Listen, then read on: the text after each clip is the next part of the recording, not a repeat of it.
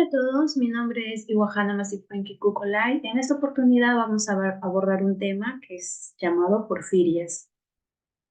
Como epidemiología tenemos que las porfirias son trastornos poco frecuentes que van a afectar a ambos sexos y a todas las razas. Algunas van a aparecer durante la infancia y otras se van a manifestar en la adolescencia y en la etapa adulta. La prevalencia de esta enfermedad real es desconocida debido al difícil diagnóstico, ¿no? Sin embargo, esto no dependerá del área geográfica y se estima que la prevalencia a nivel mundial es de 0,1 a 10 por 10.000 habitantes. Como etiología, son causadas por la deficiencia parcial o total de algunas de las enzimas que van a intervenir en la vía metabólica de la biosíntesis del grupo hemo y puede ser de carácter hereditario o adquirido.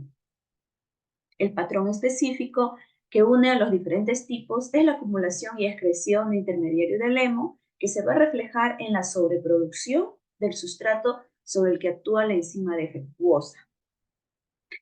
Por ende, las porfirias son enfermedades metabólicas ocasionadas por deficiencias enzimáticas de la biosíntesis en el grupo hemo y caracterizadas por una sobreproducción, acumulación y excreción de precursores bioporfirina anteriores al defecto enzimático. Entonces, la síntesis del grupo hemo tiene lugar tanto en el hígado, que es el 15 a 20%, como en la médula ósea, y por ello se distinguen en dos grandes grupos de porfirias: las eritropoyéticas y las hepáticas, ¿no? En un 75-80%, la mayoría de las porfirias tiene una herencia autosómica dominante. Aquí tenemos la biosíntesis del hemo y distribución de las porfirias como para organizarnos y para un buen entendimiento. Tenemos que empezamos con la glicina succinil coenzima A, ¿no? Entonces, La delta ácido, la delta ácido aminolebulínico sintasa, ¿no? Es la que cataliza la condensación de la glicina y el succinil coenzima A. A partir entonces, para formar el ácido delta aminolebulínico, ¿no? Esta enzima se va a localizar en la membrana interna de mitocondrias y requiere del pirodoxal 5-fosfato como un cofactor, ¿no? Entonces, la deficiencia de esta congénita del aminolebulinato sintetasa se va a asociar a una anemia sideroblástica ligada al X, ¿no? Cromosoma X. Luego tenemos el aminolebulinato deshidrasa, ¿no? Que esta enzima va a condensar dos moléculas del amilinato deshidrasa para formar un monopirrol, el porfobilinógeno, ¿no? Entonces, la porfiria por deficiencia del aminolebulinato deshidrasa, esto va a ser debido a la actividad casi inexistente de la enzima. Luego tenemos el porfobilinógeno de aminasa, ¿no? También conocida como hidroximetilbilano sintetasa o uroporfibilinógeno 1 sintetasa. Esta va a catalizar la condensación de 4 moléculas de porfobilinógeno para producir un tetrapirrol lineal, el hidroximetilbilano.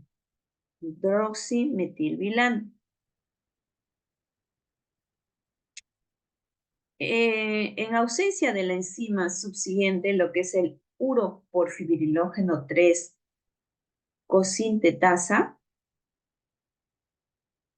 el hidroximetilbilano se convierte espontáneamente en un tetrapirrol en anillo. El uroporfirinógeno 1, en cambio, en presencia de la cosintetasa supradicha, se forma el uroporfirinógeno 3. Luego tenemos el uroporfirinógeno 3 cosintetasa, que esta va a catalizar la formación del uroporfirinógeno 3 a partir del hidroximetilbilano. Luego también tenemos lo que es el uroporfirinógeno descarboxilasa, que esta enzima citosólica es la quinta en la vía de la síntesis del grupo M, ¿no? Y esta va a catalizar la remoción secuencial de los 4 grupos carboxilo a partir de las cadenas laterales de ácido acético del uroporfirinógeno 3, formando el coproporfirinógeno 3. Y esto es un porfirinógeno tetracarboxilado. Luego tenemos el coproporfirinógeno oxidasa. Tenemos que el coproporfirinógeno 3 va a ingresar a la mitocondria, en donde la sexta enzima, que es la coproporfirinógeno oxidasa, cataliza la descarboxilación de 2 de sus 4 grupos de ácido propiónico. Y así van a formar los 2 grupos vinilo del protoporfirinógeno 9. Un porfirinógeno dicarboxilado. Luego tenemos el protoporfirinógeno oxidasa, ¿no? Entonces, de acuerdo a ello, la oxidación del protoporfirinógeno 9 a protoporfirina 9 es mediada por la enzima mitocondrial protoporfirinógeno oxidasa. Entonces, al removerse átomos de hidrógeno, el producto de esta reacción es una porfirina, ¿no? De forma oxidada. Entonces, a diferencia, ¿no? De los demás de los tretapirroles procedentes, que son los porfirinógenos, que son de forma reducida. Entonces tenemos la última enzima, que es la ferroquelatasa, que es el paso final, ¿no? En la síntesis del EN, que es la inserción del hierro, el ion ferroso, en la protoporfirina 9. Esta reacción, catalizada por la enzima mitocondrial ferroquelatasa, se le conoce también como el EM, ¿no? Sintetasa, ¿no? Ahí es donde se realiza la formación del EM. Y este gen de esta última enzima se va a hallar en el cromosoma 18q21.3, ¿no?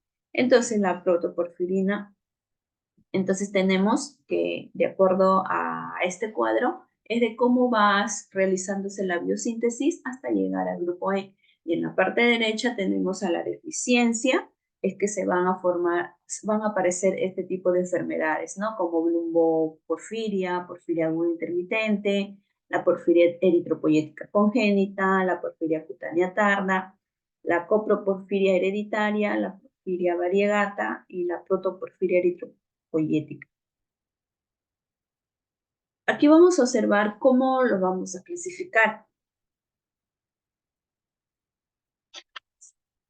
Entonces, las porfirias se han clasificado, ¿no? Tradicionalmente en hepáticas y eritroides, en función, ¿no? Del sitio primario de la sobreproducción y acumulación de las porfirinas o sus precursores. Pero también pueden ser clasificadas en el aspecto genético, ¿no? También en el aspecto genético, también se les puede clasificar de forma hepática. Entonces, aquí observamos que en esta tabla la clasificación va en los aspectos genéticos de las porfirias. Y de acuerdo al desorden, se va a ubicar en qué tipo de locus y los productos proteicos y símbolos del gen, ¿no? Y dependiendo de la herencia. Como tenemos la porfiria aguda intermitente, está en el locus 11q23.3, que está relacionado con las porfirias agudas, ¿no? Y ahí tenemos que el producto proteico y símbolo del gen es el porfobilinógeno de amidasa. Luego tenemos lo que son más clásicos, ¿no? En las porfirias no agudas, Tenemos la porfiria cutánea tarda, que está en el 1P34, y por la deficiencia del uroporfirinógeno descarboxilasa, ¿no? Luego tenemos como que la clasificación de las porfirias desde el punto de vista clínico, bioquímico, enzimático y genético. Tenemos eritropoyéticas, eritrohepáticas y hepáticas en sí. En las eritropoyéticas tenemos la porfiria eritropoyética, la porfiria eritropoyética congénita, la coproporfiria hepatoeritropoyética. Y en la hepáticas tenemos la porfiria hepatoeritropoyética. En las hepáticas en sí tenemos la porfiria cutánea tarda, la porfiria aguda intermitente, la coproporfiria hereditaria, la porfiria variegata.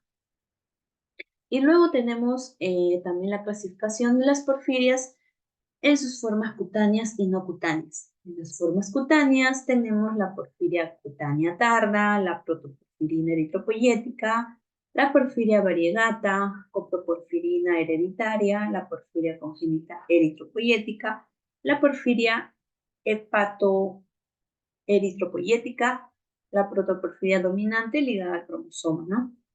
Y las formas no cutáneas tenemos la porfiria aguda intermitente, la plumboporfiria o porfiria por deficiencia de ala deshidratasa. Como observamos en la fisiopatología, hay una alteración en el porfirinógeno de aminasa y esto va a ocasionar la acumulación, ¿no?, de lo que es la aminolebulinato sintetasa y también lo que es el porfirinógeno. Entonces, la fotosensibilidad que caracteriza la forma cutánea de la porfiria, esto va a radicar, ¿no?, en la acumulación excesiva de las porfirinas, ¿no?, libres en la piel, que normalmente existen tan solo pequeñas cantidades, ¿no? Entonces, al exponerse a radiación electromagnética con longitud de onda de aproximadamente 400 nanómetros y en presencia de oxígeno, las porfirinas van a causar un daño fotodinámico, ¿no?, en los tejidos, en las células elementales o celulares y moléculas, ¿no? Como tenemos el cerebro, el sistema nervioso parasimpático, los tractos hipotalámicos hipoficiarios, el tracto intestinal, ¿no? Que esto van a estar, que va a haber una fotodinámico en tejidos, los celulares, elementos subcelulares y biomoléculas, ¿no? Que mediante especies reactivas de oxígeno van a haber una alteración en este tipo de órganos y tejidos. Aquí observamos también lo que se presenta. Tenemos diferentes, ¿no?, porfirias, como ya lo habíamos mencionado, eritropoyéticas, eritrohepáticas o hepáticas en sí. Entonces, en este cuadro se va a resumir específicamente lo que son las características clínicas de unas por unas, ¿no? Como tenemos, bueno, la que se presenta mayormente es la porfiria aguda intermitente, ¿no?, donde son conocidas también como porfiria sueca o pirroloporfiria, ¿no?, que es una condición autosómica dominante causada por un déficit del 50% de la actividad de la porfirinógeno de aminasa. Entonces, la distribución geográfica de la enfermedad es muy amplia. Entonces, el trastorno se va a expresar clínicamente casi después de la pubertad. Y esto es más frecuente en mujeres que en varones. Lo que vamos a observar allí, que la edad de aparición es entre los 15 y 40 años. Hay una incidencia de 1.5 en 10.000 habitantes. El defecto enzimático y lugar de la expresión es el déficit el porfirinógeno, ¿no?, desaminasa en el hígado. No hay fotosensibilidad. En las clínicas cutáneas también no se presenta. En las clínicas sistémicas tenemos que hay ataques agudos, también presenta un dolor abdominal, náuseas, vómitos, neuropatía motora, alteraciones psicóticas, ¿no? Lo que observamos en lo que es el laboratorio, que los niveles de ácido delta aminolevulínico y el porfirinógeno en plasma y orina están incrementados durante los ataques agudos, ¿no? La excreción urinaria del porfirinógeno es usualmente los valores de referencia de 50 a 200, ¿no? Mientras que del aminolevulinato sintetasa, los valores de referencia es de 20 a 100. Entonces, pasado estos, en este tipo de porfirinas están muy aumentados. Eh, Luego tenemos la porfiria eritropoyética, que su edad de aparición es en la infancia. Su incidencia es muy rara. El defecto enzimático en lugar de la expresión es el déficit del URO3 con sintetasa en la médula ósea. Y hay una fotosensibilidad muy marcada, ¿no? Desde los primeros meses de vida. En la clínica cutánea observamos primero que hay ampollas, erosiones, hipertricosis, después se presenta también atrofia, cicatriz y graves mutilaciones en el rostro y las manos, ¿no? En lo que es la parte de la clínica sistémica, va a haber una anemia hemolítica, eritrodoncia y esplenomegalia. En los exámenes del laboratorio vamos a tener que en orinas y heces hay presencia de la coproporfirina 1, ¿no? Luego tenemos la protoporfirina eritropoyética, que se presenta de 1 a 4 años, su incidencia es muy frecuente, hay un déficit de la ferroquelatasa en el hígado y en la médula ósea, su fotosensibilidad es leve a grave, ¿no? Es inmediata tras la exposición al sol. En la parte clínica o sus manifestaciones vamos a observar que hay presencia de placas edematosas, eritema, urticaria, cicatrices en cara y manos. Hay erosiones de costras y también observamos arrugas. En la clínica sistémica vamos a observar la anemia de forma ocasional y también va a presentar una afectación hepática. En las alteraciones del laboratorio, bueno, en la orina no observamos, en las heces sí vamos a encontrar la presencia de la protoporfirina, la coproporfirina también. Luego tenemos la porfiria cutánea tarda, ¿no? Tenemos que se va a presentar, pues puede presentarse de 3 a 4 décadas, ¿no? Su incidencia es la más frecuente. Y esto se va a dar, este tipo de porfirias se da por la deficiencia de la enzima uroporfirinógeno descarboxilasa, ¿no? Estas pueden ser hereditarias o comúnmente adquiridas, ¿no? Y también puede desarrollarse tras una exposición a hidrocarburos aromáticos halógenos. Mm, Fotosensibilidad es moderada a grave. Clínicas cutáneas, se va a observar fragilidad cutánea, vesículas, ampollas, quistes de Milion, hipertricosis molar, hiperpigmentación, ¿no? En la parte clínica sistémica se va a observar que podría ocasionar diabetes mellitus en un 25%. Hay un aumento de depósitos de hierro hepático, ¿no? En las alteraciones del laboratorio vamos a encontrar que en la orina hay presencia de la uroporfirina, 7-carboxilotoporfirina. En las heces también encontramos la isocoproporfirina. Luego tenemos la porfiria variegata, ¿no? Que se va a presentar en una edad de 15 a 30 años y su incidencia es de 3 a 1000, ¿no? Personas que eso se presenta mayormente en África, es raro, ¿no? En otros países. Hay un déficit de la protoxidasa oxidasa en el hígado, ¿no? Esta enzima. Y su fotosensibilidad es de moderada a grave. En la parte de la manifestación vamos a identificar a la púrpura cutánea tarda, ¿no?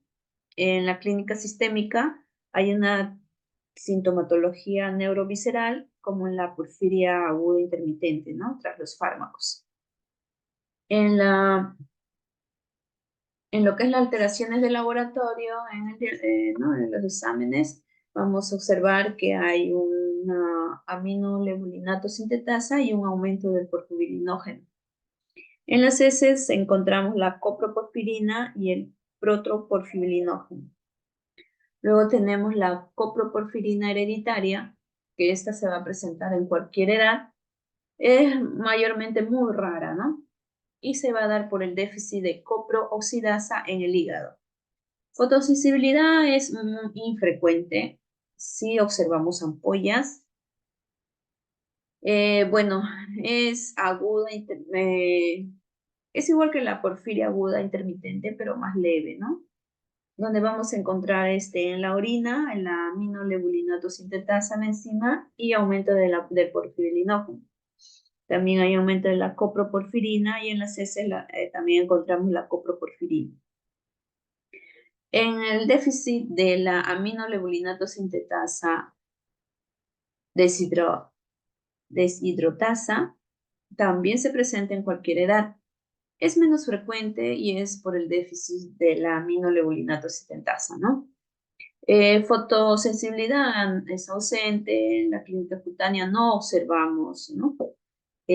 Como las anteriores porfirias, ¿no? Que hay presencia de vesículas, en esta no hay, no se presenta.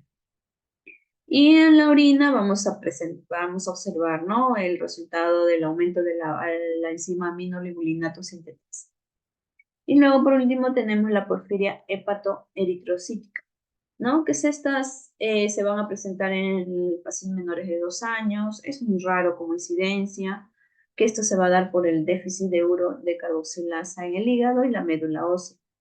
La fotosensibilidad es muy marcada, donde se van a presentar como manifestaciones clínicas en la piel. Hay vesículas, ampollas, erosiones, cicatrices, y llegan a las mutilaciones, ¿no? De la piel, y también presenta hipertricosis. Bueno, en un examen de sangre vamos a verificar que hay anemia hemolítica, y en las alteraciones de laboratorio vamos a ver que en el examen de orina hay uroporfirina, 7-carboxilodoporfirina, y en las heces también encontramos la isocoproporfirina aumentadas. Al realizar lo que es la anatomía patológica, que es el estudio histológico, ¿no? Vamos a observar que se va a presentar ampolla subepidérmica con un infiltrado inflamatorio mínimo y depósito de material hialino, ¿no? También se puede observar hiperkeratosis, acantosis de la protoporfirina. Esta es de una imagen de la protoporfirina eritropoyética, ¿no?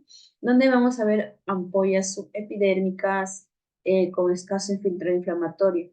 Y en la porfirina cutánea tarda y porfiria eritropoyética, depósitos de material hialino en la dermis, ¿no? Que también se puede presentar en la protoporfiria eritropoyética, en la porfiria cutánea tarda y en la porfiria eritropoyética.